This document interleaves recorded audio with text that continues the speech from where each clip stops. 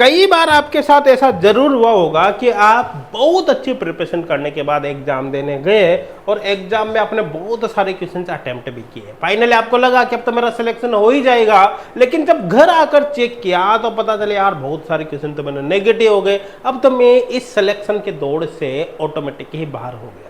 और बहुत सारे स्टूडेंट को आपने कहते हुए सुना भी होगा कि यार इस एग्जाम में मेरा तो सिलेक्शन मात्र आधे नंबर से रुक गया, मैं केवल 1 नंबर से रह गया, अगर ये क्वेश्चन मेरा सही हो जाता या नेगेटिव नहीं होता तो मेरा सिलेक्शन हो चुका होता, है ना। तो दोस्तों नेगेटिव मार्किंग अच्छे अच्छों का सिलेक्शन होते होते रोक देती है और जिसकी प्रैक्टिस अच्छी होती है उनका सिलेक्शन करवा देती है।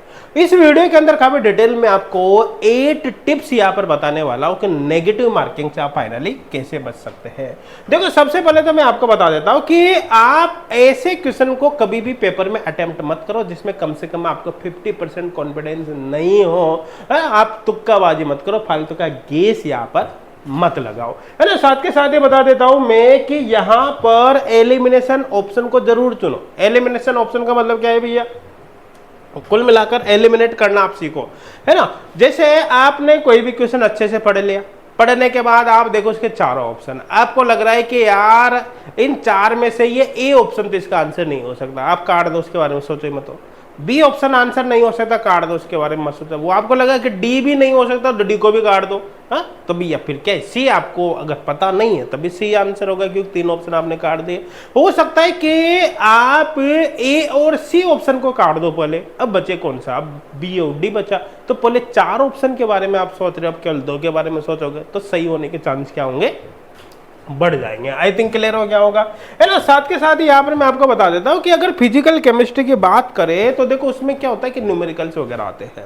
न्यूमेरिकल्स में कैलकुलेशन का इश्यूज भी स्टूडेंट को होता है। कैलकुलेशन का इश्यूज बेसिकली 2 तरह से होता है ना। हो सकता है आपके बेसिक मैथमेटिक्स काफी वीक हो, और तो आपको सिंपल मतलब छोटे मोटे पावर्स वगैरह के जो सवाल है वो भी नहीं आते हैं, तो ऐसे क्वेश्चन में फिजिकल केमिस्ट्री आपको काफी टफ लगेगी। ऐसे क्वेश्चन में फिर आपको लगेगा यार फिजिकल केमिस्ट्री से तो मुझे डर लगता है, कोई भी क्वेश्चन कर लो साला आंसर आता ही नहीं, अरे कैसे आएगा, तेरे को भी ये सिंपल मैथमेटिक्स नहीं आता, तो तुझे फिजिकल केमिस्ट्री के पहले सिंपल मैथमेटिक्स पढ़ने की आवश्यकता है। दूसरी यहाँ पर जो प्रॉब्लम होती है वो होती है यूनिट की वजह से। यूनिट की वजह से क्या प्रॉब्लम होती है भैया, देखो ध्यान देना कि जब आपने क्वेश्चन पढ़ा, न्यूमेरिकल पढ़ा, तो अच्छे से आप देखो कि उसमें कौन कौन सा डाटा आपको दे रखा है ना। उस डाटा में कौन कौन सी यूनिट काम में ले रखी है, साथ के साथ ही फॉर्मूला देखो कौन सा फॉर्मूला यूज में ले रखा है। तो कुल मिलाकर उस डाटा को अच्छी तरह से फॉर्मूले के अंदर पुट करो और फाइनली आंसर देखो आपका जो आंसर आया वो किस यूनिट के अंदर आया। और फिर बाद में ये भी चेक करो कि 4 ऑप्शन जो दे रखे हैं वो कौन सी यूनिट के अंदर दे रखे हैं, ठीक है।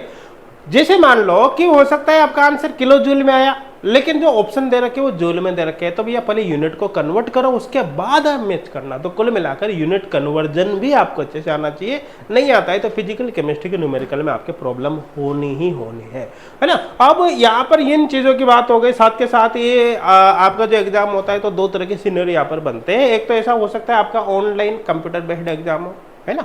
हो सकता है आपका ऑफलाइन एग्जाम हो, जैसे सीएसआई नेट गेट वगैरह की बात करते हैं तो ऑनलाइन एग्जाम होता है। तो ऐसे केस में आपको वर्चुअल कैलकुलेटर भी अच्छे से प्रैक्टिस कर लेने हैं, है ना। उससे आपका काफी सारा समय बचेगा, कॉम्प्लिकेटेड न्यूमेरिकल को बहुत इजीली सोल्व कर पाओगे।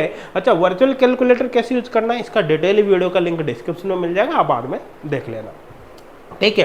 और आपका ऑफलाइन एग्जाम है तो फिर बेसिक मैथमेटिक्स वगैरह अच्छे से आना चाहिए। यूनिट कन्वर्जन का आपको विशेष तौर पर ध्यान रखना है। सिंपल न्यूमेरिकल प्रॉब्लम्स को तेजी से कैसे सोल्व करना है इसके लिए आपको थोड़ी सी एक्स्ट्रा प्रैक्टिस की रिक्वायरमेंट होगी। ऑटोमेटिक न्यूमेरिकल्स नेगेटिव होना बंद हो जाएंगे, है ना। टाइम मैनेजमेंट अपने आप में एक आर्ट है।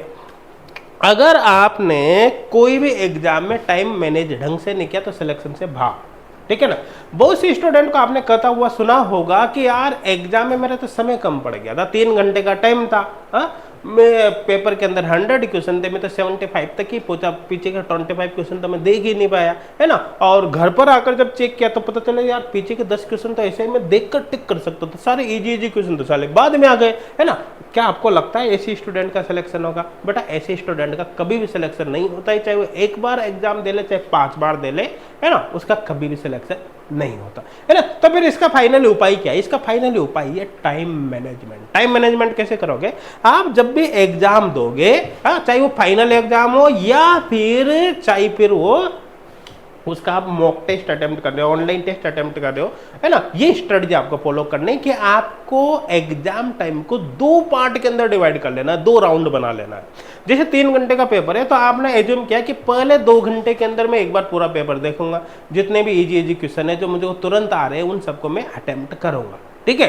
और जो जो क्वेश्चन आपको फर्स्ट राउंड में लगता है यार ये क्वेश्चन मुझे आ जाएगा, लेकिन न्यूमेरिकल्स वगैरह है, थोड़ा सा हार्ड है, थोड़ी सी कैलकुलेशन है, थोड़ा मुझे टाइम लग सकता है इस क्वेश्चन में, थोड़ा सा हल्का फुल्का कंफ्यूजन है, तो ऐसे केस में आप फर्स्ट राउंड में केवल उनको मार्क कर दो, लेकिन फिर उनको सेकंड राउंड में आपको अटेम्प्ट करना है। तो फर्स्ट राउंड के अंदर केवल इजी क्वेश्चन को अटेम्प्ट करना है, उसके बाद सेकंड राउंड में जो बचे हुए क्वेश्चन है जो आपने मार्क किए स्पेशली सेकंड राउंड में देखने के लिए, केवल आपको उन पर फोकस करना है। तो ऐसे केस में नेगेटिव मार्किंग से ऑटोमेटिक बच जाओगे, साथ के साथ इजी क्वेश्चन एक भी नहीं छूटेगा। देखो एक बात मैं आपको क्लियर बता देता हूं, अगर एग्जाम में आपके हार्ड क्वेश्चन छूट जाता है, कोई हार्ड क्वेश्चन नहीं आ रहा आपको छूट गया, आपके सिलेक्शन पर ज्यादा फर्क नहीं पड़ेगा।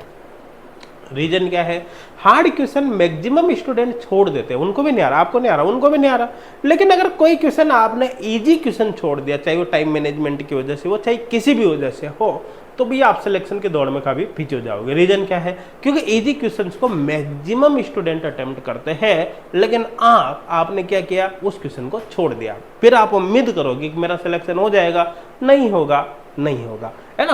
अब आगे चलो यहाँ पर बात कर लेते हैं। यहाँ पर देखो आपको थोड़ा सा क्वालिटी के कंपैरिजन में क्वांटिटी के कंपैरिजन में क्वालिटी पर ज्यादा फोकस करना है। देखो 100 क्वेश्चन का पेपर है, 100 के 100 क्वेश्चन आपने अटेम्प्ट किए, बहुत मजे वाली बात है, लेकिन घर पर आकर देखा कि 100 क्वेश्चन में से 30 क्वेश्चन 30 क्वेश्चन तो नेगेटिव हो गया, 40 क्वेश्चन नेगेटिव हो गया, तो भैया उस 100 क्वेश्चन अटेम्प्ट करने का फायदा क्या है। अगर कुछ क्वेश्चन आपको नहीं आ रहे उनमें से कोई दिक्कत नहीं, लेकिन हर क्वेश्चन को आप अच्छे से देखो, ठीक है, आप देखो कौन सा ऑप्शन सही है कौन सा नहीं है, 4 ऑप्शन को देखो, उसके बाद अटेम्प्ट करो। कम से कम फिर बता रहा हूँ 50% तक अगर आपको कॉन्फिडेंस नहीं है तो उस क्वेश्चन को अटेम्प्ट मत करो, नेगेटिव मार्किंग से ऑटोमेटिक ही आप बच जाओगे ना।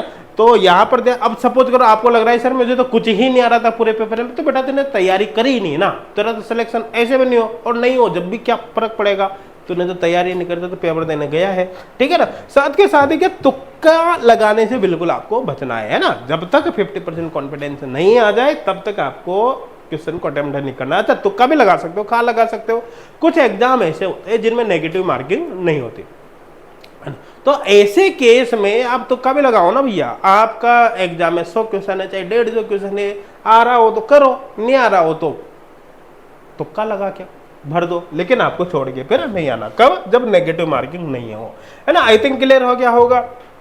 अब इस पूरी चीज को इंप्रूव कैसे करोगे भाई, एग्जाम हॉल में तो आप प्रैक्टिस थोड़ी करते हो, वहां तो फाइनल एग्जाम देते हो नहीं देते ना, वहां पर जो होना था हो गया, उसको इंप्रूव करने के लिए वहां पर कोई मौका नहीं मिल रहा।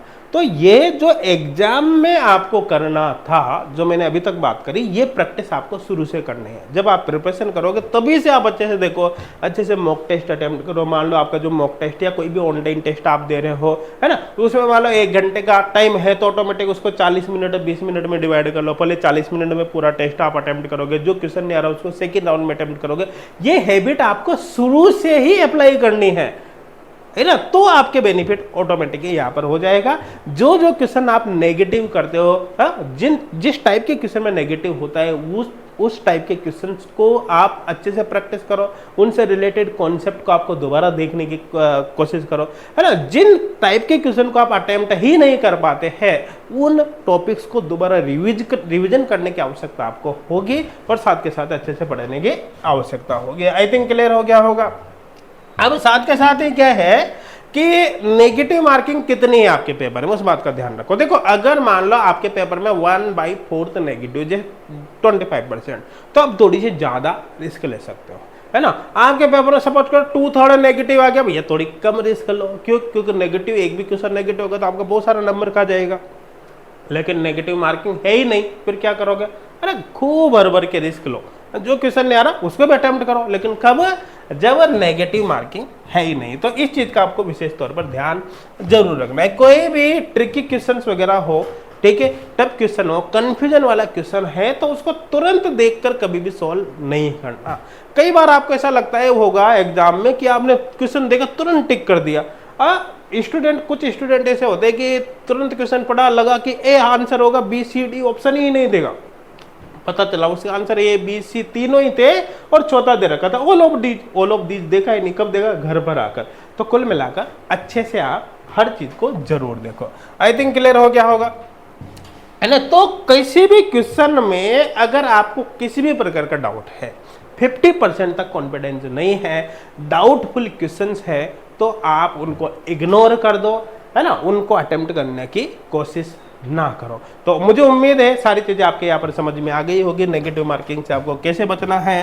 बाकी एच कोड क्लासेज एप्लीकेशन भैया जरूर डाउनलोड कर लेना। डिफरेंट केमिस्ट्री एग्जाम्स के लिए आपको फ्री प्रीवियस ईयर पेपर वहाँ पर मिल जाएंगे, उनको आप डाउनलोड कर सकते हैं। फ्री सिलेबस आपको मिल जाएगा, है ना। और फर्स्ट ग्रेड वगैरह CSR नेट वगैरह एग्जाम्स के लिए फ्री वीडियो लेक्चर कोर्स भी मिल जाएगा, जिनसे आप फ्री ऑफ कॉस्ट प्रिपरेशन वहाँ पर कर सकते हैं ना। तो एच कोड क्लासेज एप्लीकेशन का लिंक डिस्क्रिप्शन में मिलेगा, आप उसको डाउनलोड करें और वहाँ से इन फ्री कोर्स के थ्रू अपनी प्रिपरेशन को जरूर करें, और वहाँ पर पेड कोर्स का डेमो भी आप लेकर देख सकते हैं। Thank you.